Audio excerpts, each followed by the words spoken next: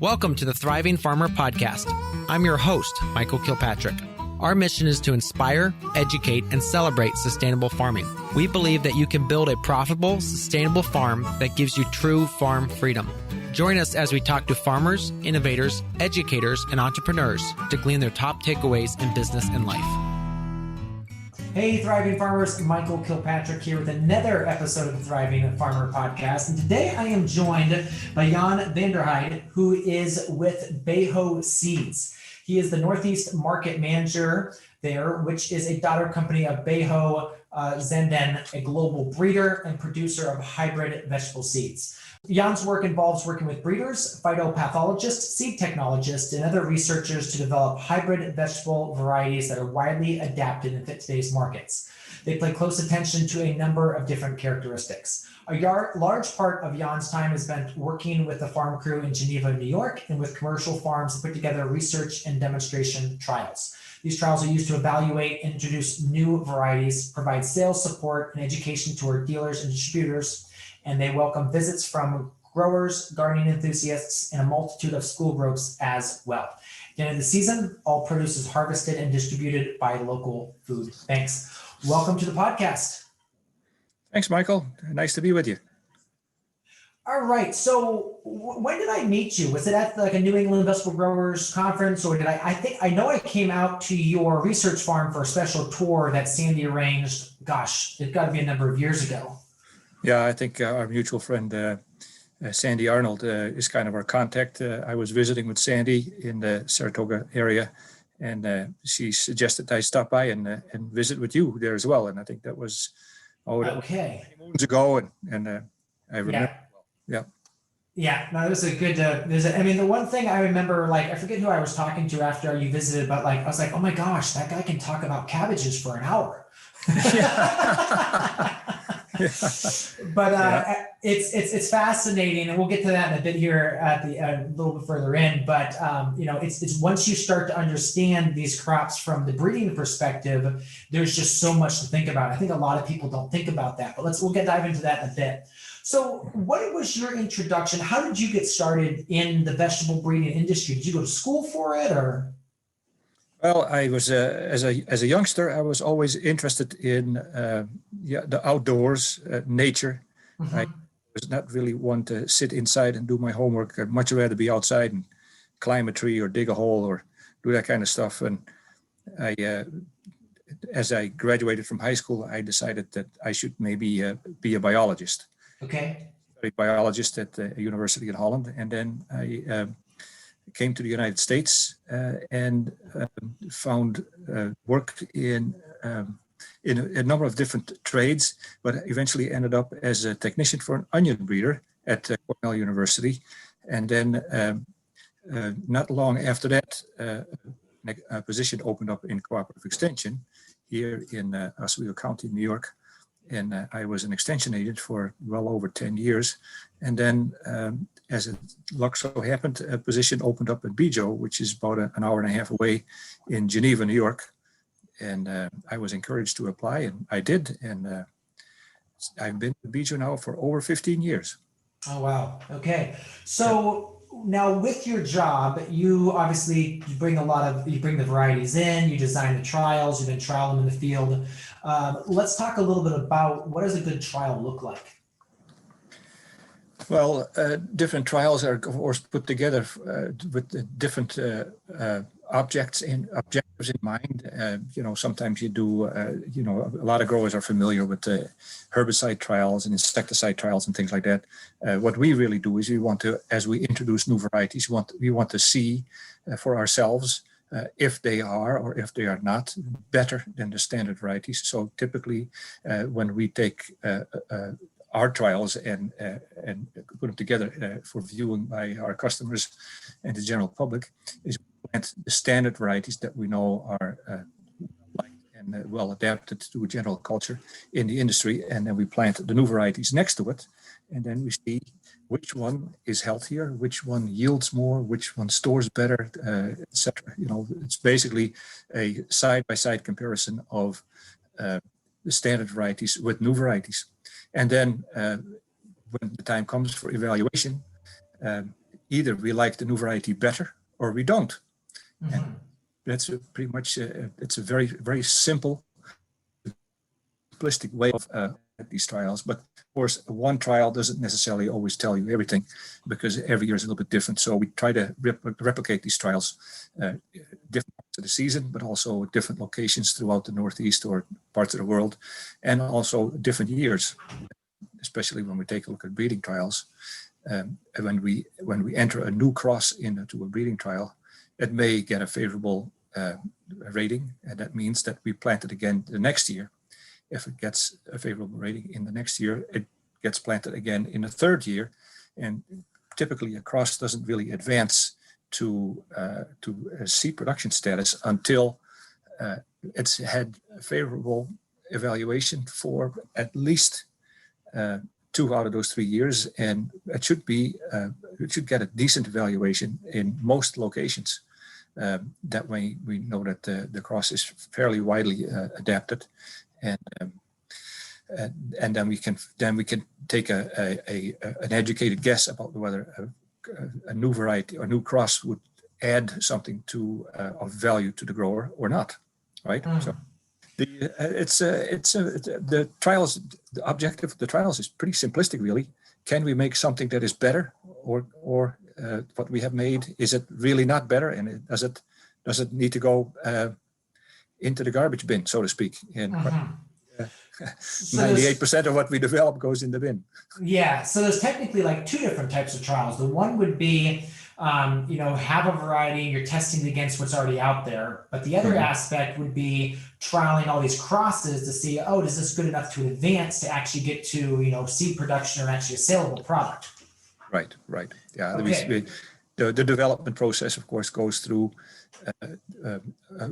quite a number of steps. So the trials that we plant in Geneva, usually for demonstration trials, are breeding trials. They're really demonstration trials. So those are the newest varieties that we have for growers to take a look at and compare with their standard varieties. And we try to include as many of those standard varieties as we think is necessary, because, of course, not everybody plants the same varieties all the time. But really is the end of quite a long trialing process at that point. All right, so let's say you're breeding leeks, because I know that's something that you guys do some breeding of. When the parent stock, when they're evaluating for that, are they evaluating the different characteristics of the different parent lines and saying, well, we think this would cross well with this because of this? Or do you guys just make as many crosses as much as possible and then just trial all of them? No, of course, breeding can be haphazard at some point or another. You just kind of throw everything together and see if something comes out of it. But really, what we're looking for is we're trying to solve some problems through breeding. So, if, for instance, there is an issue with susceptibility to thrips, for instance, in leeks, then we know we have some lines have good resistance to thrips. Of course, having good resistance to thrips doesn't necessarily mean that it is also a productive variety, that it is early, or that it stores well, or that it is resistant to bolting, or that it has good resistance to alternaria, or different kinds of things. But at least that line contributes to thrips tolerance, right?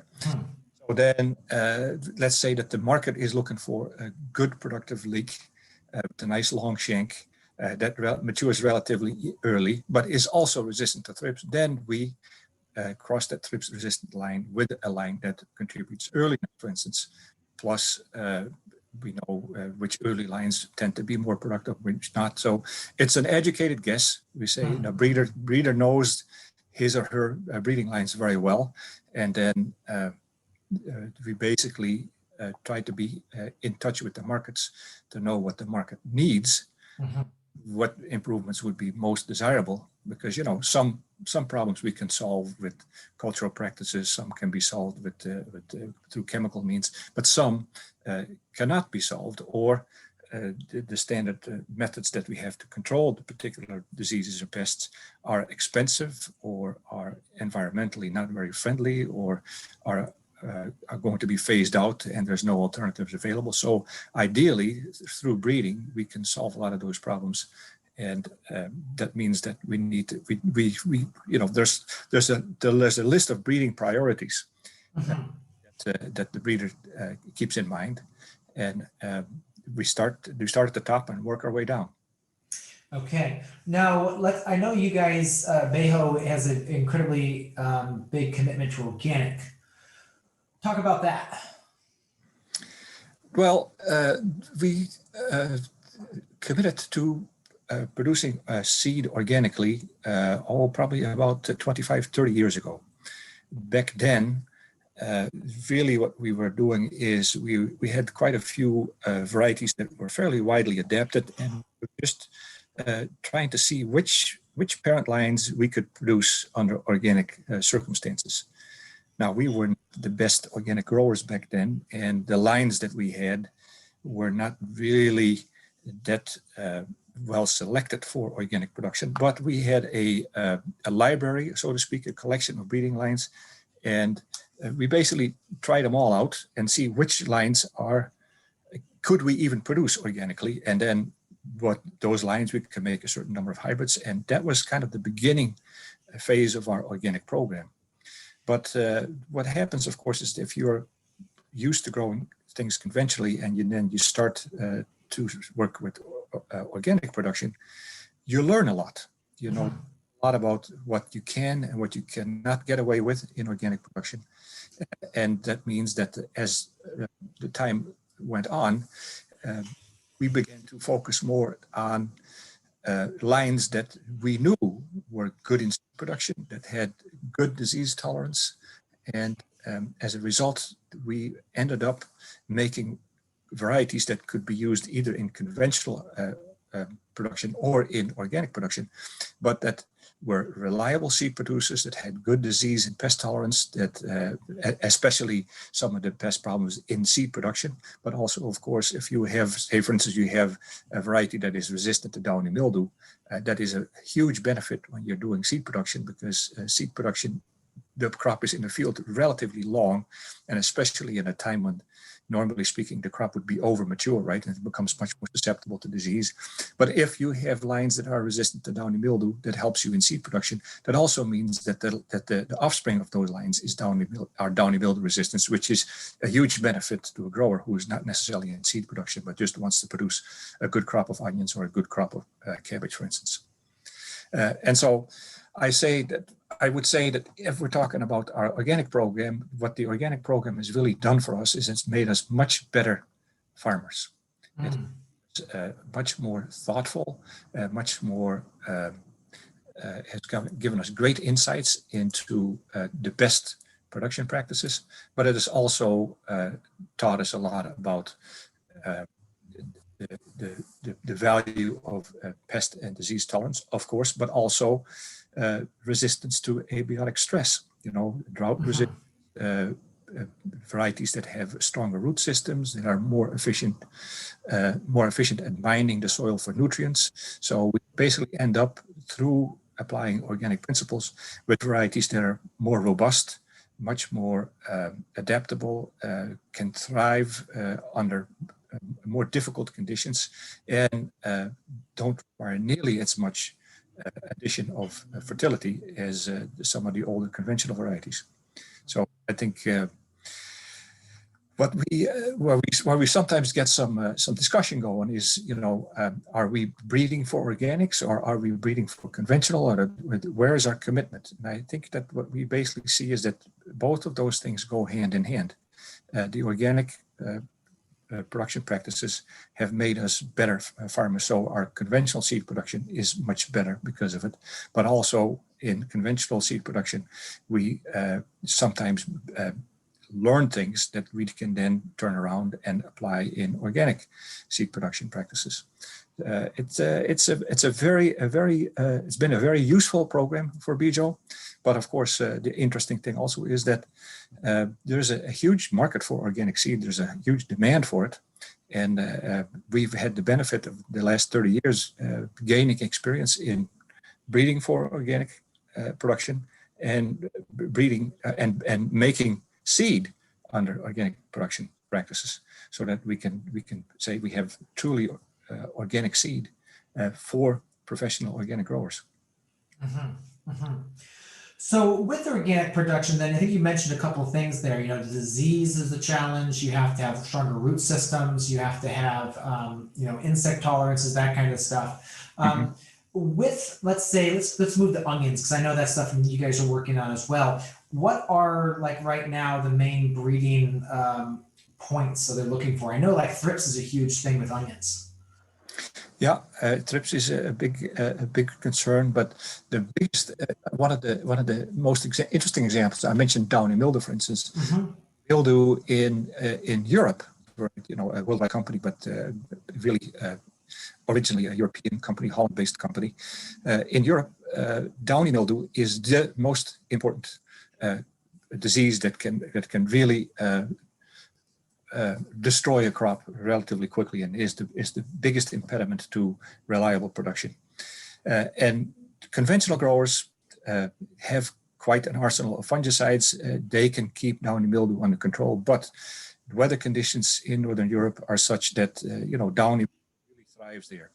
Here in North America, for instance, in New York, downy mildew occurs, but usually it's a little bit too warm for it. So we have other problems with, botrytis, or we have problems with Stemphylium, for instance. But downy mildew is usually not that big of a problem. So for us in North America, downy mildew resistance isn't necessarily what we are looking at. But in Northern Europe, downy mildew is very important. And we were able to find the genes that confer downy mildew resistance and incorporate them in some of the onion varieties. And one of the varieties that was quite successful in Holland was called Highlander, Hylander.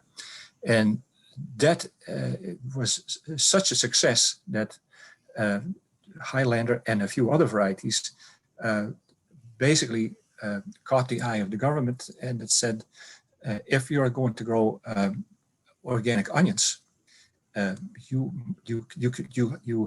pretty much have enough choices. There's enough choices of varieties that organic growers are basically told that you cannot use untreated seed or claim that you cannot find the right varieties that are available for organic production. But there are now enough choices, and Bejo Seeds has, together with Syngenta, for instance, have developed varieties that have resistance to downy mildew, that if you're going to grow organic onions for commercial sales, these are the seed varieties that the government at that point suggests that you use, or basically demands. We're not that far in the United States with that kind of regulation, and we're definitely not pushing for that kind of regulation. But you can certainly see that in Europe, where the people kind of demanding a little bit stricter control of organic production, and making sure that when somebody claims to be organic, that they are indeed organic. There's a little bit more of a push for that kind of stuff, and there's also a little bit more incentive from higher up to use organically produced seed. And in the case of onions, for instance, that was a very interesting point. But what we're finding out, Michael, is that sometimes we don't quite know what exactly the resistance of the mechanism is of resistance. So in downy mildew, we don't really know why, what makes those onions resistant, except that we know that the genes that confer resistance, we know where they are, and we know how to move them around so we can make the new varieties. But what we find, for instance, is that those varieties are very, very clean and don't have many other disease problems either. And what we see in New England, especially the warmer parts of New England or in the Midwest, is that Stemphylium is becoming a much more important problem. And the reason for that is that Stemphylium is an organism that very easily adjusts to fungicides and develops a resistance to fungicides relatively quickly. So there's very few fungicides anymore that can control Stemphylium adequately. And we have some major outbreaks of Stemphylium that can really put a crimp in the style of onion growers. By the time the crop is almost mature, the crop is almost dead as well. And and the disease tops provide an easy entry point for bacterial diseases, etc. So Staphylium can cause a real mess in onion production. But what we see then is that these varieties that are resistant to downy mildew, because they are so healthy and have such good resistance to foliar pathogens in general, that they tend to also have a good tolerance to Staphylium. So we kind of look at it in such a way that varieties that have downy mildew resistance, we really should trial them more extensively in the Northeast and in the Midwest, because that could be the solution for people that have problems with Staphylium. By choosing varieties that are just really healthy, they may be not totally resistant to Staphylium, but they are definitely would give the growers a leg up and at least get the crop to maturity before Staphylium takes out the leaves. Mm-hmm. Those are kind of interesting ways. We have to learn from growers what their problems are, and we are of course in constant communication with our dealers, with our distributors, but with growers themselves as well. And it has to be a conversation back and forth. What do you need, and what can we make, right? Mm-hmm. And there's always challenges. Every time we solve one problem, a new problem shows up. But sometimes when we solve a problem, for instance, downy mildew in the case of onions in the Northeast was really a solution in search of a problem. But maybe the Staphylium is just the problem that we can solve with it. So it's kind of an interesting story, I think. Mm-hmm, absolutely. Now, one of the things too you mentioned there is you kind of worked with some of the other companies like Syngenta to do you do collaboration breeding, like working with other companies on that, or? Yeah. No, there's very few vegetable breeding companies in the world. You have Syngenta, you have Enza, you have Bejo, you have Taki, Sakata, and Seminis, and that's about it. Wow. If you Enza, Syngenta, Bejo, they're all a comfortable bike ride away from each other in the province of North Holland. So everybody that works at these companies, they know each other, Mm-hmm. probably related to each other. And if they're not related to each other, they probably don't know it, but they're probably distant from each other. And so it's very easy to have those kinds of conversations. We're competitors of each other, but we're also kind of kind of grew up together in the business. So there is a lot of commonality. What's good for one company is often also good for another company. So in the case of clubroot resistance in cabbage, for instance, we know that Syngenta had one source of clubroot resistance, and Bejo had another source of clubroot resistance. In clubroot in cabbage, you typically have 5 or sometimes 6. It depends on who you talk to, maybe even more races of clubroot. But the Syngenta source of resistance conferred resistance to 2 or 3 of those races, and the Bejo source of resistance conferred resistance to 1 or 2 other races. But by combining those 2 resistance sources, you would cover a broader range of clubroot pathotypes, so to speak, than if we were to work alone. And that's what Bejo and Syngenta then did. They had conversations about can we work together? Can we combine these different sources in a single hybrid? All the patent rights for one or the other. What would the license fees be, and that sort of stuff. And those conversations happen from time to time, not all the time, but when it makes sense, those kinds of conversations are very easily arranged, for sure. Mm-hmm. All right, let's dive into cabbage a little bit, because I know that's something you have great experience with. What are the different, I remember you told us to me at one point there's 6 or 8 different types of cabbage. So talk us through a little bit about kind of the cabbage world. Oh yeah, the world of brassicas is very, very diverse, right? I mean, the average consumer thinks of cabbage as that round head, kind of like the weight of a bowling ball, Storage cabbage is what a lot of times people think of, but that's such an old-fashioned vegetable that we don't see those in the grocery store too many times anymore. Families have gotten quite a bit smaller. People don't cook as much or used to not cook as much. With the pandemic, maybe that has changed a little bit.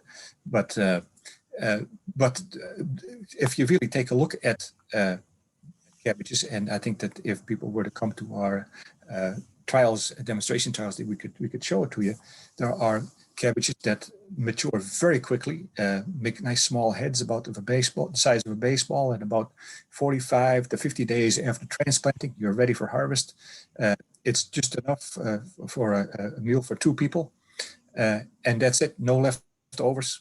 There are other cabbages that take a little bit longer to mature, have a little harder texture, are quite popular with processors because they make a drier type of a coleslaw. Then we have storage cabbage that is pretty much 80% of the cabbage that is consumed in America, because a lot of it is used in cabbage rolls. A lot of the coleslaw that goes to Kentucky Fried Chicken, etc., comes from those kinds of sources.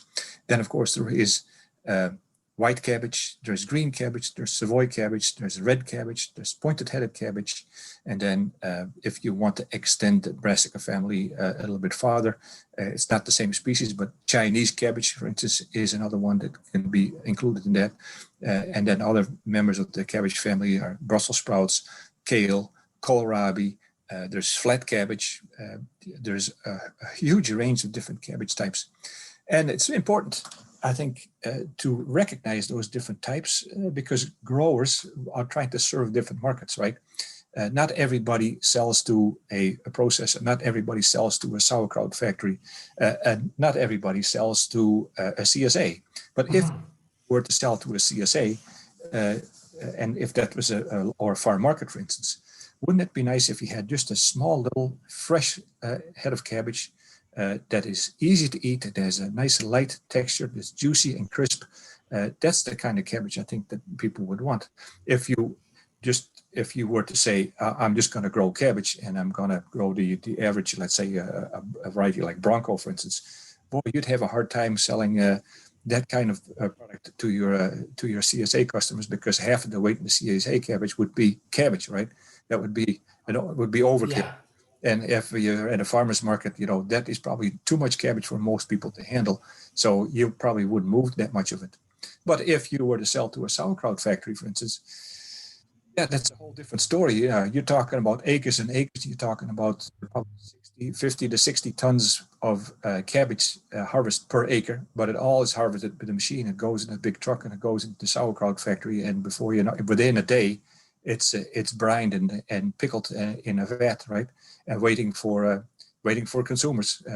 It ferments for about 6 weeks, but that's a whole different way of growing. That's a very mechanized and automated way of growing. It's all about yield. It's all about tons, and it's definitely not the kind of way that if you were a roadside market or if you go at the farmer's market, that's not what your customer is looking for. That's not what you're looking for. You're trying to make your customer happy with the right flavor, the right texture, the right quantity, the right price point, and things like that. I think on a few acres for a roadside market, you could probably make just as much money as you could make on 50 acres in sauerkraut cabbage. If you do it right, you have to find the right variety, and you have to find a variety that is right for your audience. And that's where I think brassicas in general offer a lot of choice. There's a lot of variety, and there's a lot of ways to think about what to do with those individual varieties. And you're limited somewhat by the genetics of the cabbage. But if you have a good creative sense, there might be more ways to cook cabbage than you think. And I can probably list some examples later on if you're interested. So now with cabbage, you got the small, like the baseball size. Now also there's the flat cabbages too. And talk to me a little bit about what those you use for. Those are more of a wrapping, right? Well, the flat cabbages have a whole different texture. If you take a look at an average storage cabbage, for instance, the leaves are thick. They're not very forgiving. Really, if you take a good slice of storage cabbage and you chew on it in a field, it's like eating plywood. Pretty much. It's hard. You have to really work at it. Flavor is not necessarily particularly fantastic, but that's the kind of cabbage that you need to cook as meant to be eaten raw. The flat cabbages have altogether different texture. The leaves are quite large, but very thin and very crisp. And really, the way that you look at these flat cabbages is through the eyes of a stir fry, for instance. With the object of a stir fry. A lot of cabbages that are sold in China are these flat cabbages, and the Chinese people refer to flat cabbage as Chinese cabbage, whereas what we call Chinese cabbage is really Napa cabbage. Very different. And the reason why they like that flat cabbage is because the leaves are thin and crisp. And now imagine what you do when you are making a stir fry. You have some onions, you have some bean sprouts, you have maybe a little meat, things like that. And then oftentimes cabbage is used as an ingredient in a stir fry mix. When you're making a stir fry, you want all about the same rate, so that after stirring for a few minutes, everything is just right. If you were to use a storage cabbage, your storage cabbage isn't done after a few minutes. Your storage cabbage has to cook for at least 30 minutes. So in a Chinese restaurant, especially in the wintertime when those flat cabbages are not available, they have to come in the morning, cook the cabbage, and pre-cook it basically, so that when the lunch crowd comes in, then they can add already cooked cabbage to the stir fry, and then everything is fine. But there's a whole different texture to storage cabbage. The nice thing about these flat cabbage, these thin, crisp leaves with just a little bit of heat, you wilt them a little bit, but they are still green, not gray. They're still nice, bright green, and they have a crispness and a sweetness to them that adds to the texture. So the whole thing about stir fry is that it's quickly cooked, just enough to make it tender, but not so much to make it wilty and soggy, right? And that flat Chinese cabbage comes in and is an important ingredient. Now, not everybody makes a stir fry, so you can take a look at those large flat cabbages and those thin leaves. You can take those individual leaves, and because they're much bigger, they're actually great for making cabbage rolls and those kinds of dishes.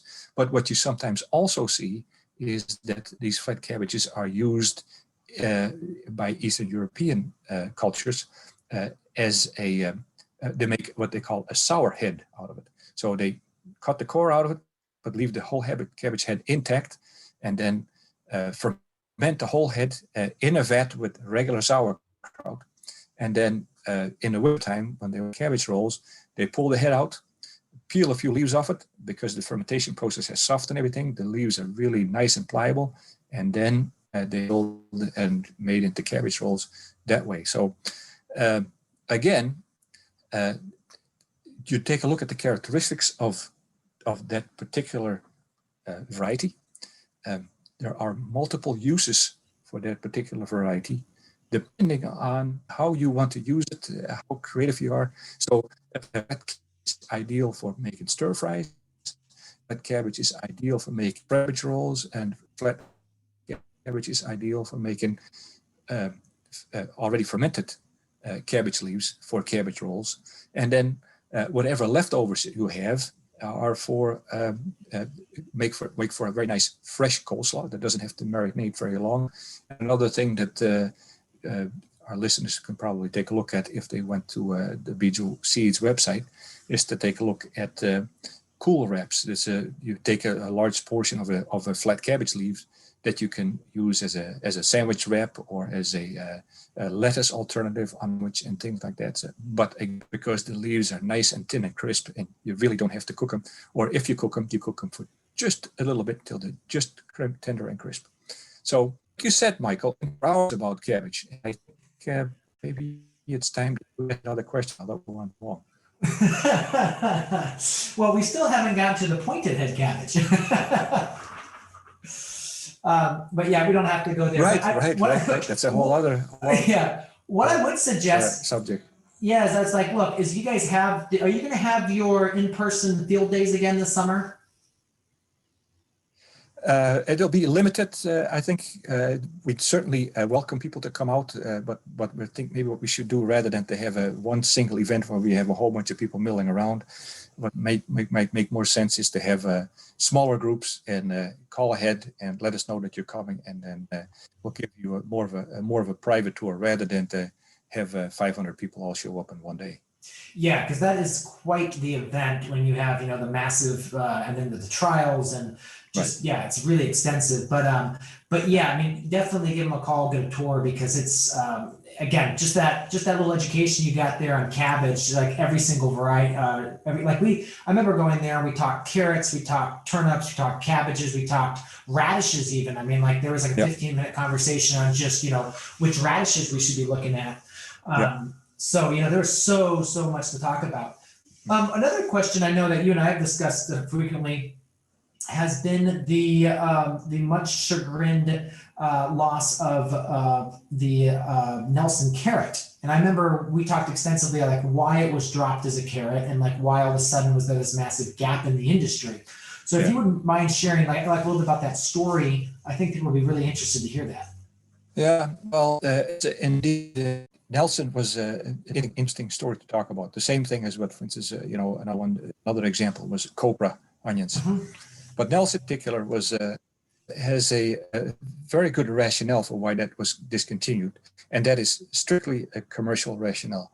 The seed production on Nelson is not very good, and seed production on Nelson is also not very reliable. So some years we get some seed, some years we don't get a lot of seed. And if we get seed, maybe 50 to 60% of that seed is not usable. It's either too weak, doesn't have enough germination, or just too small. And so that means that, a typical carrot seed variety probably on a hectare of seed production would yield between 600 and 800 kilograms of usable seed. But Nelson, instead of 600 to 800 kilograms of usable seed, probably yielded between 60 and maybe 100 on a good year kilograms of usable seed. So that means that we had to invest almost 10 times as much of acreage in seed production of Nelson as we would for another commercial variety with good seed production. And even though we knew that the seed production wasn't that good, we kept it alive because we had such a strong following, and it was a really, really popular variety. So all the seed that we had, we really could sell. And the reason for that is because it was a relatively easy growing carrot, quickly to mature, but had a really nice texture and a really nice carrot flavor. And so for growers, especially for roadside growers, CSA growers, growers that had a specific following, for people that really liked good tasting carrots, Nelson was difficult to beat. It was one of the best ones. But, as in all companies, at some point or another, we expanded. We got a new sales manager. New sales managers want to make an impact in their first year, so they want the profitability to go up, and they taking a hard look at all the different varieties, which ones make money and which ones do not. Well, Nelson stood out like a sore thumb, of course. That's the one that we have lost money on Nelson in all the years that we've produced it. So from a strictly, business decision point of view, it made perfect sense to discontinue Nelson. Unfortunately, we were a little rash about that, a little bit too abrupt. So there was not a lot of warning. All of a sudden, Nelson was gone.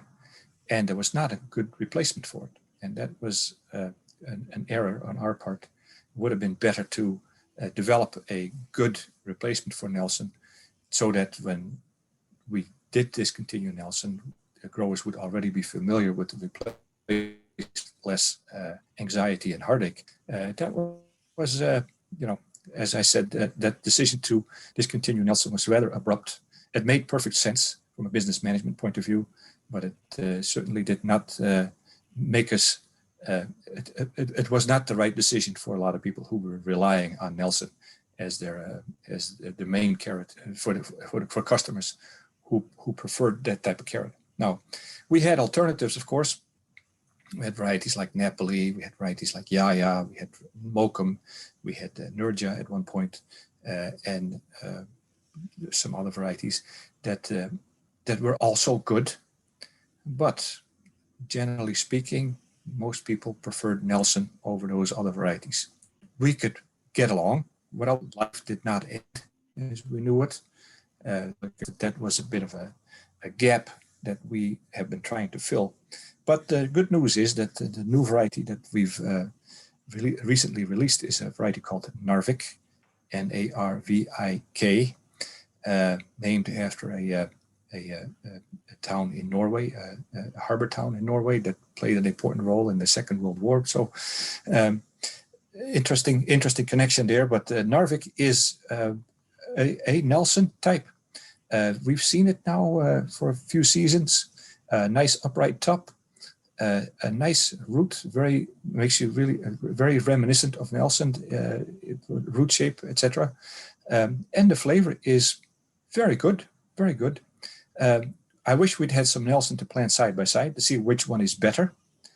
But you know what, Michael, flavor and taste is a very personal thing. I remember when Nelson was just first being discontinued, we had a little trial in Geneva where we planted Yaya and Napoli and Mokum and Nelson and Negovia and Nectar. And we cleaned them and cut them into little pieces. And we did a little taste test with the people that came to our field days. And we asked them to rate these carrots blind and as to which ones they liked. And what do you think of that, Michael? Do you think there was one variety that really stood out? No, probably everyone chose something a little different. Well, you're right on there because, you know, out of the 6 varieties, they all scored out the same percentage. Everybody between 15 and 20% of people preferred either variety 1, 2, 3, 4, 5, or 6. So then the argument at some point or another you could make is said, well, if Nelson really is the best carrot, then everybody should pick Nelson as the number 1. But it goes to show that different people look for different things in carrots, right? Sometimes people like the texture, sometimes people like the juiciness, sometimes people like the carrot flavor, sometimes they like the color, you know, because people eat with their eyes as well. So everybody has a slightly different preference, and that means that when you know, I've certainly had growers come up to me at trade shows and say, I want you to recommend to me the best tasting carrot variety that you have. And that's always a bit of a loaded question because I know which varieties I like best, but I also know that other people like other varieties. So to say this is the best carrot as a one blanket statement is just about impossible.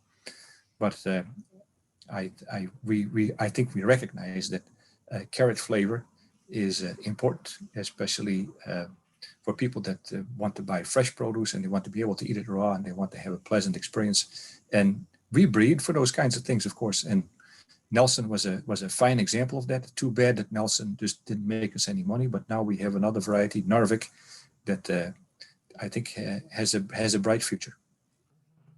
Absolutely. This podcast is brought to you by Steward, and Dan is here with another tip on financing and understanding your numbers. Dan, why are knowing your numbers so important, especially if you're going for funding? Understanding how your business supports itself in terms of revenue expenses, that's effectively what a lender or what funding is looking at. You know, what cash flow can you generate to support any funding? It's something that farmers know intuitively, but when you ask them to prepare financial statements, they freeze. I mean, I think 1 out of like 60 farms that we've worked with had them prepared and organized and ready to go. It's normally something that's lagging. They're only preparing it when it's demanded. And when you're preparing it after you've already submitted applications, it you know, it's perceived as maybe you don't know what you're doing or you're not organized. So the way I like to think of it for farmers is if you think about how you're growing your product, you know, what does it cost to produce the product? What are you selling it for? How much of it are you selling? That's your margin. That's what you're making on each product, and that can get to your overall revenue. And then what are your general costs, you know, overhead that you can reduce out of that. So I find a lot of times we help farmers prepare these documents and statements by just talking them through their business. What are their business lines? What are they producing? What are they selling it for? What are their markets? And they can talk about that for hours. It's not that they don't know. It's how do I even translate into revenue and margin and cash flow and EBITDA and all of these terms that necessarily aren't suited for them. So I think helping to write down those general ideas, revenue, expenses, where you're selling, what you're selling, and trying to find someone that can help you prepare it. Even if it's not perfect, having it written down, having it prepared goes a long way. I would say most lenders understand that farmers are not focused on that. And at least the type of farmer we're supporting, the small to mid-sized farmer, they're not expected to have staff and people to prepare those reports. But I do think it's important to be thoughtful about, we are definitely a flexible steward in terms of understanding that farmers aren't focused on that. But that's, I think, for FSA and traditional loans, the biggest holdup is always in financial statements, financial information. That's where most deals kind of freeze because farmer doesn't have it ready. They don't know how to get it ready. They don't have the time to get it ready. They forget about it, and then it's over. Yeah. And I think one of the big things is if people start doing a lot of cash sales, that frequently leaves no paper trail. And so that's a huge no-no. So our accountant even has this every single month. He's like, okay, what'd you spend on cash? And he actually has a spreadsheet for us that we enter in any cash sales. And it's just a cash account in our business that everything's tracked through there, because that gives a very clean aspect. So we know exactly what's coming in and coming out, instead of having, maybe $10 or $15, $20,000 a year, which just never gets tracked in your business. Yeah. And I think finding a good bookkeeper accountant is very important. I find farmers also often have trouble finding one. There's a platform I recommend called Upwork. It's actually the largest freelancer platform in the world. You can easily post on there, find a bookkeeper for 10 to 20 bucks an hour who can help do your books. Use a decent software. A lot of farmers are using QuickBooks Desktop. It's terrible. QuickBooks Online is not much better. Xero, Xero, I like best. I think it's that's what we use. Cleanest.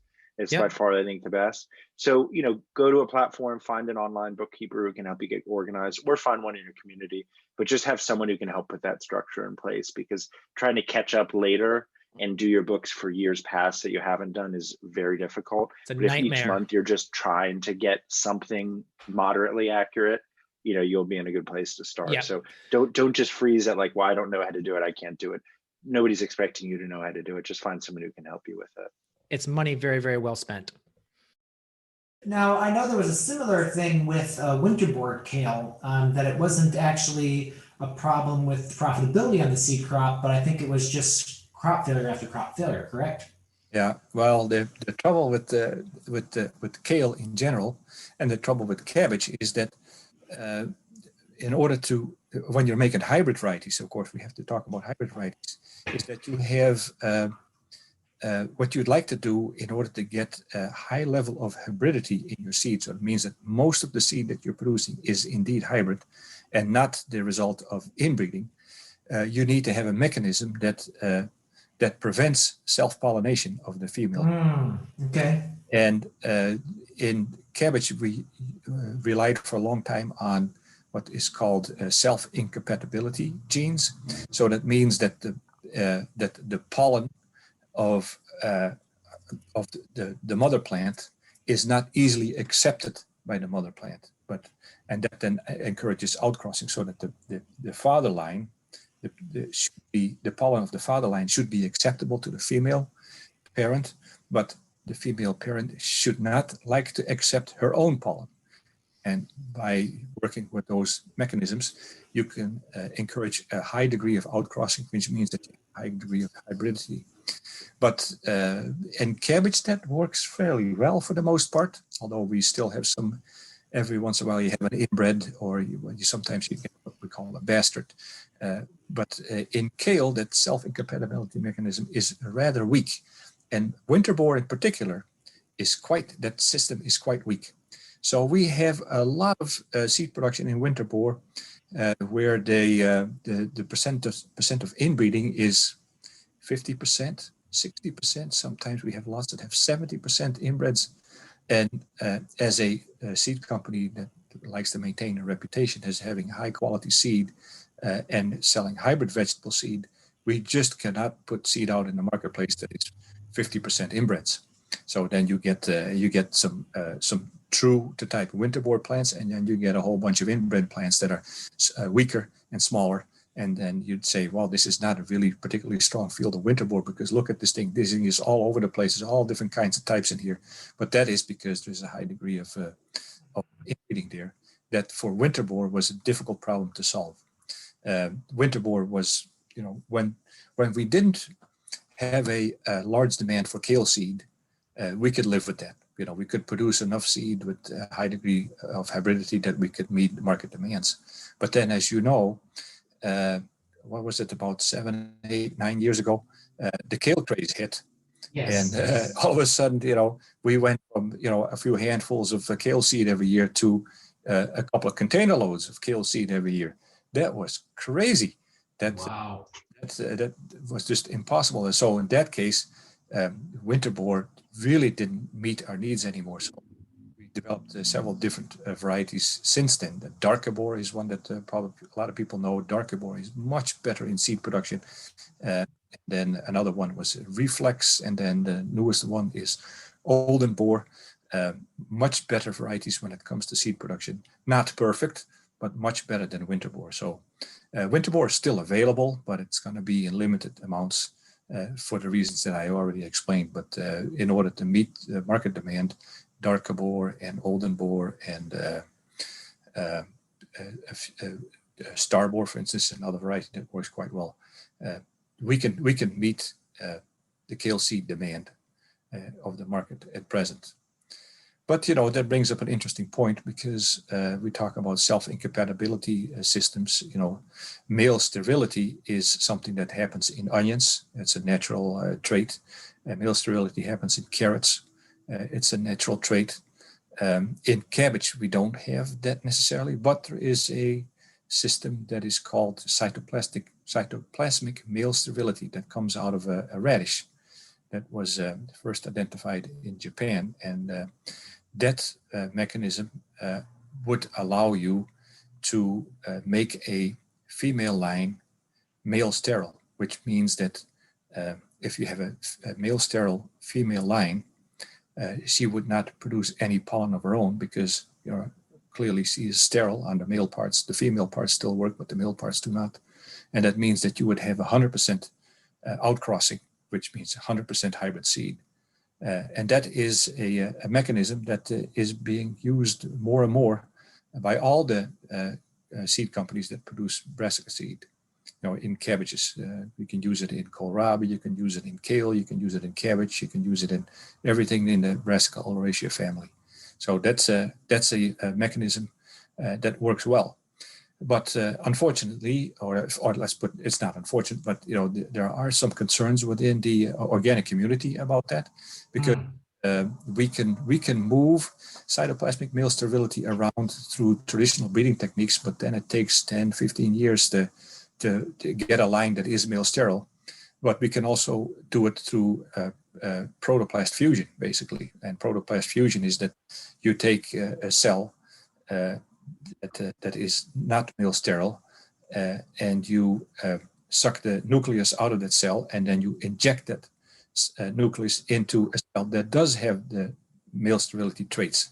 And the reason why it's called cytoplasmic male sterility, it means that the factors that cause the male sterility are located in the cytoplasm, so the cell fluid outside of the nucleus.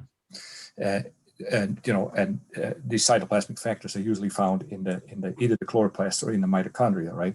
But you can make that combination through physical manipulation.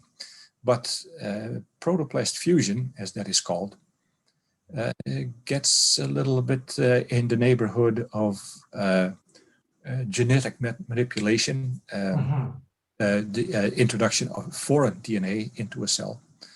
It's not, technically speaking, of course, it's cabbage to cabbage, so there is no species barrier there. But the whole mechanism is just a little suspect to some people in the organic community. So cytoplasmic male, the use of cytoplasmic male sterility is not that easily accepted in the organic community, and we understand that, and that means that we will maintain some of our better cabbage varieties as free of CMS, specifically for the organic community. Gotcha. So, okay, so what you're describing is, as you said, it's cabbage and cabbage, but it is changing it. But it's not like, chicken and cabbage and stuff like that, which is what No. Yeah. Yeah. So gotcha. Yeah. Yeah, it's interesting. It's fascinating what they're doing and just the level of science that goes behind this. Mm-hmm. I mean, because I know there are people out there which would just rather be growing, which are concerned about the male sterility part of this and would just like to grow like the heirlooms. But, I mean, the reason why we switched to hybrids is just your yield is, double or triple. And so, and obviously there are some good heirlooms out there, but just the consistency aspect of it's just night and day difference. Yeah. Well, it's we talked about it in the beginning, that what we really want to do is we want to incorporate pest resistance, disease resistance, other traits. It's to make a combination of traits in a single variety through open pollinated breeding. The way to be able to make those different combinations is to find individuals with a particular trait, do a lot of backcrossing, make an inbred line out of them that is relatively uniform, that contributes that a particular trait, and then you can combine that line with another line that has another particular trait, and that means that you can have, for instance, you can have one line that has resistance to, let's say, a carrot line, resistance to alternaria leaf blight, and a line that has a very nice root quality, for instance. You combine the two, and then hopefully what you get is a variety that has a very nice root quality and alternaria resistance. If you did that through open pollinated breeding, you'd basically have to scout carrot fields for that one plant that has both alternaria resistance and a very clean root, and then and hope that you get lucky.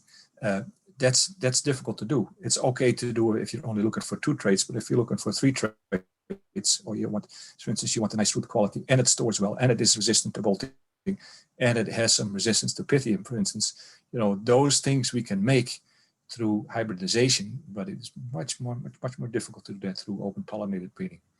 And it's but just like you said, Michael, there are some really nice open pollinated varieties out there, and we're lucky enough that to find them and they work for you. Then there's nothing wrong with that. Yeah, because I know some people even think they can save their own seed from hybrids, but that just doesn't work.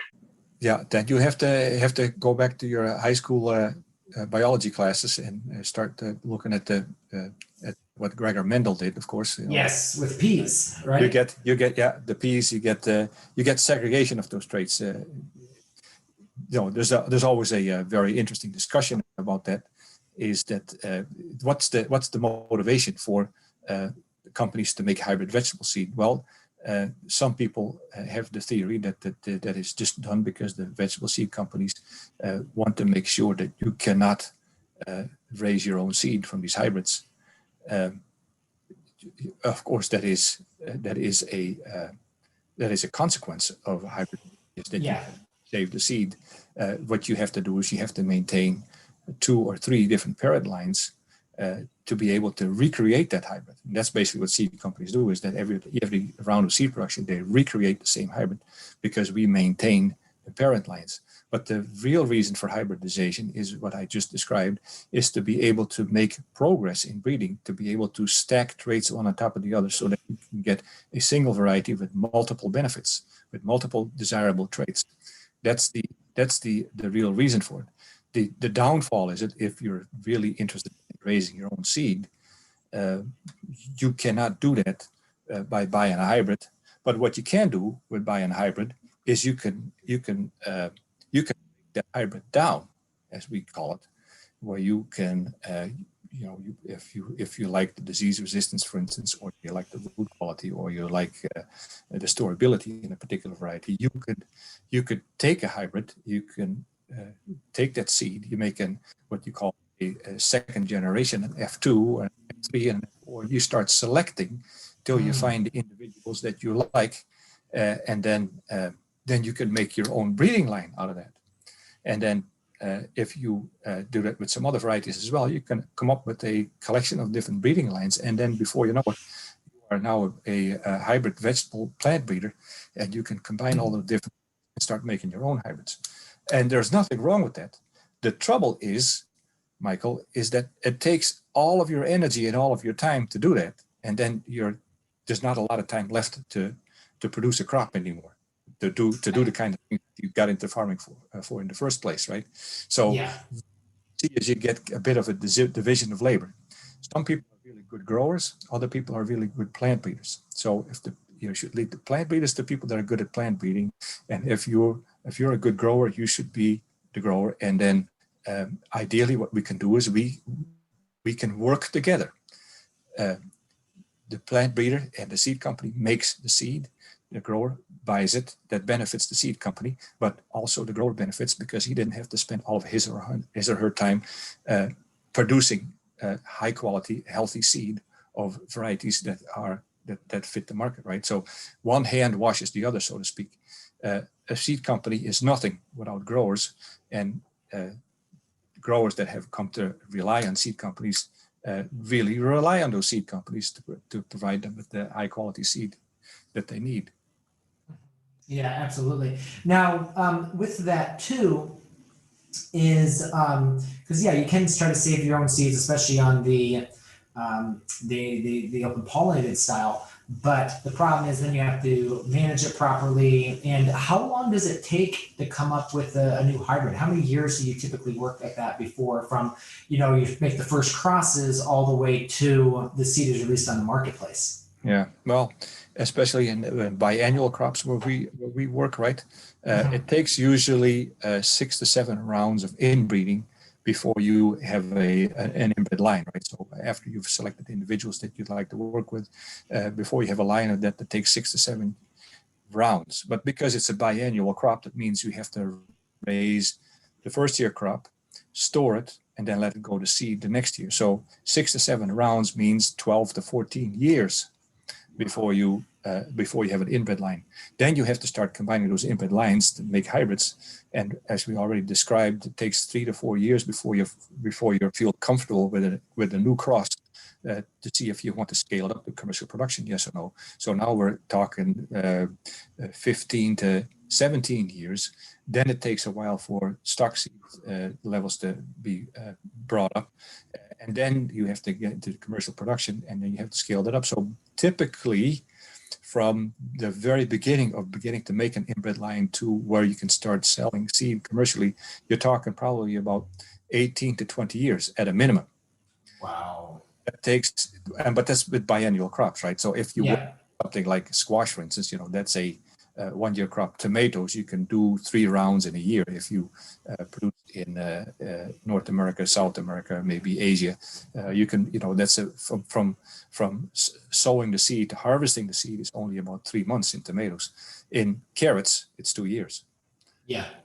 So that's why, tomato breeding usually goes pretty quick, and you see that squash breeding usually is something that moves right along. But in the crops where Bejo specializes, mostly biannual crops, that takes a long time.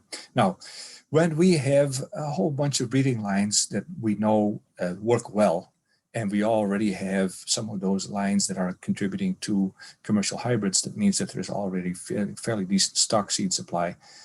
That process that I described, it's going to take 18 to 20 years. We can speed that along, but then it becomes a matter of logistics, of planning and things like that. But we can shorten that process to probably 12 to 15 years, probably something like that. Mm-hmm. Gotcha. Yeah, but it's still quite an investment. Yes, yeah, and that's why you see some of these smaller growers going after the new squashes, the new lettuces, tomatoes, that kind of thing. But it takes the big, massive companies with huge R&D budgets to go after the beets, the carrots, the cabbages, that sort of thing. Yeah, exactly. Yeah, yeah, because I mean, that's why I think people look at good quality seed and they see the cost of it and they're like, oh my gosh, but it comes back to those 15 to 20 years of developing it before they actually have, and all the failures that go into before they can actually have something. Right, right.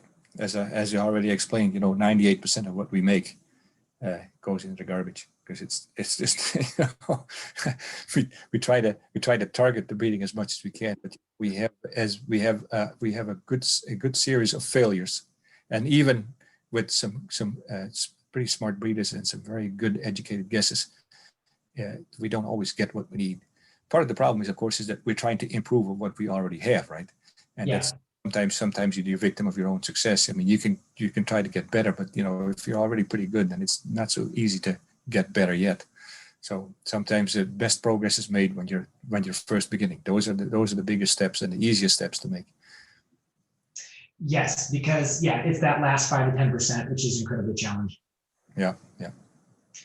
So what percentage would you say would be of someone's success comes from high quality seed versus, weeding the crop versus the right fertility? Well, I think they are all they're all important elements of success, aren't they? I mean, if you have excellent weed control and you have a fantastic market, but you're using a variety that is not very productive, then that becomes your limiting factor at that point. That if you could do 2 or 3 times as much production, with maybe better flavor, better quality, better market pricing, with a good productive variety that is well adapted to your market, and then that's it. But if you have a very challenging ground, a lot of soil compaction, or maybe not access to irrigation water, or you have an enormous weed bank that is creating problems for you, and you have good means of controlling those weeds, a good hybrid variety isn't going to give you that much more success. I think at that point the variety is not the limiting factor, but it's the weed control or the soil structure or something like that. Ideally, and I think this is the challenge, right, for all growers, is to make sure that everything is working. Because if everything is working, then everything works in concert and you get the best possible success. If there are things that are limiting factors, they become a real drag on the whole thing. And sometimes those limiting factors are pretty easy to identify, but sometimes they can be much more difficult to pinpoint. Sometimes it can be a fertility issue, a micronutrient issue, a cultural practice issue that maybe it takes a while to figure out. It takes persistence, and it takes a willingness to try different things, and it takes the courage to maybe sometimes admit that you made a mistake. It can hurt your pride, but you know what? You'll get over it, especially when the next crop is better. I think that's why we see, obviously, some of the greenhouse seed really expensive, as well as just the difference you can see there. I mean, from let's say a Brandywine compared to some of the new heirloom hybrid types they have out there, just the difference is phenomenal. So and the cost can be phenomenal too. So that's why you see that much work put into that, because you can dial things in so tightly, and it makes a massive, massive difference. Yes, absolutely. But in greenhouse situations, you have a lot more control already, right? So then it's really the genetics that often are the determining factor for ultimate success. But in field situations, if you have enough experience and your soil is right, then the varieties can make quite a difference. But if you're not at that level yet, then you have some other things that need to get fixed first before you can start seeing the benefits of different variety selections. Yeah, and I think, like something with Rover radish, which for a while, we were I think it was Chariot, and then Rover came along, and then all of a sudden, oh my gosh, it made such a massive difference. I mean, with just splitting alone, it's a huge difference. So being able to, not have to be able to work with a superior variety, and that our pack out rate was now like 25 to 40% more than some of those older varieties. And I don't think people realize that until they get to a certain scale. And, you're actually looking at a 100-foot bed and saying, how many bunches did I get out? Was it 150? Was it 250? Was it 300 bunches of radishes out of that bed? And you start to really see that hybrid seed that really plays a massive difference in your profit per bed. Yeah, absolutely. And you know it, Michael, and I think a lot of your listeners know it too, is that it's a good idea to keep your eye open and to see what's new, what's out there, and then with having a good relationship with your seed supplier, to be able to trust their advice and maybe trust their suggestions. And here's something new. I think you're gonna like it. Let's try some, right? Of course, the advice I always give growers, sometimes growers get very enthusiastic. My advice is always, don't plant any more than you can afford to lose, right? Is new varieties, just because it did really well in Ohio doesn't necessarily mean it's going to do really well in Vermont, right? So, absolutely. Yeah. Well, let's finish off with that a little bit. Having a good relationship with your, obviously, seed rep, or your, like calling you guys out there and talking to you folks about that. So talk about what are the kinds of things you can do to have a good relationship? Well, having a good relationship with your seed rep, first of all, personalities have to click, right? Yeah. Sometimes people with the best intentions, if you're not clicking, then it's difficult to maintain a good relationship. You can still be professional, you can still be courteous, but it'd be nice if there's a certain amount of trust, and if there's a certain amount of mutual respect and understanding, and a sense that you're in it together, right? That's nice if you can have that with all of your suppliers, and that's a fantastic. And it depends on your supplier, but it depends a little bit on yourself too, right? If you're the kind of person that says, here comes another one of these salesmen, I don't have time for him, tell him to come back next week, or tell him to come back another time when I'm not busy, then it's difficult to build a good relationship with that supplier. Also, if you're a supplier and your only goal is to sell, and to push something onto your customer, just because you got to make your numbers, that doesn't make for a very good long-term relationship either. Sure, in the short term, that the supplier can make its sales goals, but that doesn't mean that you're going to build up a good relationship and you're going to meet long-term goals. The long-term goals should be is we learn together, we try things together. I'm doing my best to supply you with the best quality seed that I can on time in the form that you need, and that the variety is gonna work for you and make you some money. And then in return, the grower says, I like what this gentleman or this lady recommended to me, and I'm open to listening to him some more. But it's a matter of you have to be open-minded. You have to listen to each other, and then ultimately the varieties have to prove themselves, right? Yeah. If the varieties don't prove themselves, no matter how good the relationship is, at some point or another, a decision has to be made. Variety A that you, my favorite seed supplier, is supplying me isn't cutting it, but variety B from another supplier is better. We have to respect that, and we have to say variety B is going to be the winner in this case. And now it's up to supplier A to come up with something that is better than supplier. Yeah. Right. Well, I that's something I appreciate about you is, I've always talked to you about varieties, and every so often you'd be like, well, this variety out there is probably a better fit for you, even if it wasn't one of your own. So that's obviously, that's something I really appreciate. I think the other thing too is to always be looking at the aspect of your system too. So like your system is going to change too. Like depending on how you're growing things are going to be, certain varieties are going to be better than others. Yeah. And also not going to your seed rep and saying, I want the best carrot. Because as we just talked about cabbage, there's like 19,000 different ways you might want to use a cabbage. And so saying, hey, this is what I'm looking for. This is the season I've got it. So giving them some more information and saying, these are what I've tried so far. This is how they performed for me. Is going to make your job just so much more easy. And frankly, I think you're going to be more often to get a good educated answer back than just like, well, try this, this, and this because they're most popular varieties. Yeah, exactly. So you have to,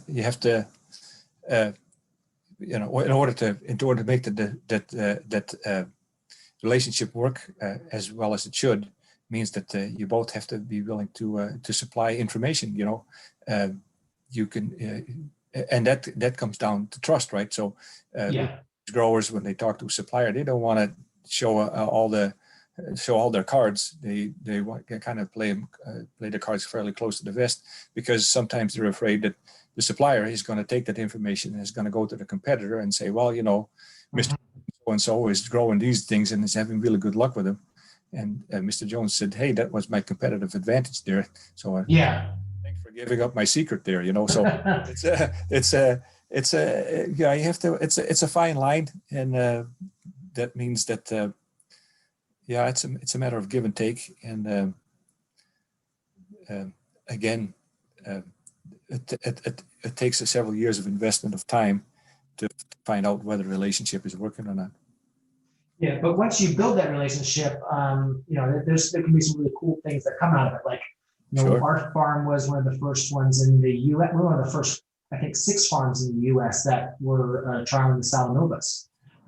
Back, I forget what year, I think that was 2012 that those actually hit the marketplace. It was basically like, you're not allowed to let anyone use the field. There was all sorts of stipulations that we had to do around it. But that was really cool. I know Paul and Sandy have actually been to Europe with you, down to the Netherlands, to look at, actual on the parent farms to look at stuff. So that's very cool too. So having that relationship can really, really help. And again, obviously, if you're a good farmer doing good trials, the relationship with the seed breeder is also incredibly helpful too, because they get really good feedback.